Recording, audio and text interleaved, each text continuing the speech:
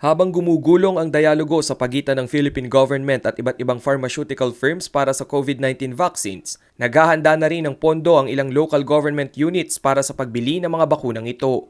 As of January 15, tatlong karagdagang LGUs sa Pampanga ang nagkumpirma sa CLTV 36 News team ng kanilang initial COVID-19 budget. Naglaan ng 12 million pesos ang bayan ng Arayat subalit paglilinaw ni Mayor Bon Alejandrino, handa silang i-realign ang ilang proyekto kung kukulangin ng naturang COVID vaccine fund.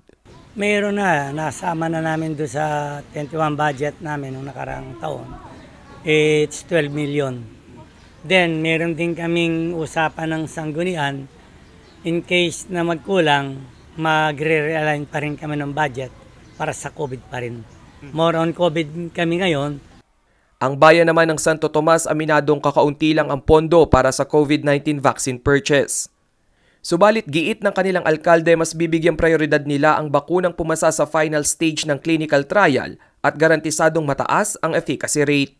Budget namin sa aming COVID-19 is 2.2 million lang.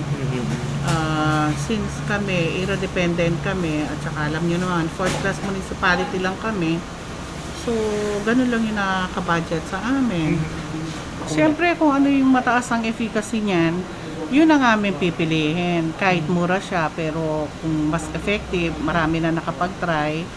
Like sa US, diba? Maganda yung naano nila. Di yun ang pipiliin namin, siyempre. Sa isang text message naman kinumpirma ni Bacolor Mayor Diman Datu na mayroon silang initial 5 million pesos COVID vaccine fund. Gaya ng ilang pamahalaang bayan, nakahanda silang mag-realign ng proyekto para mapunan ang kukulanging budget para sa bakuna.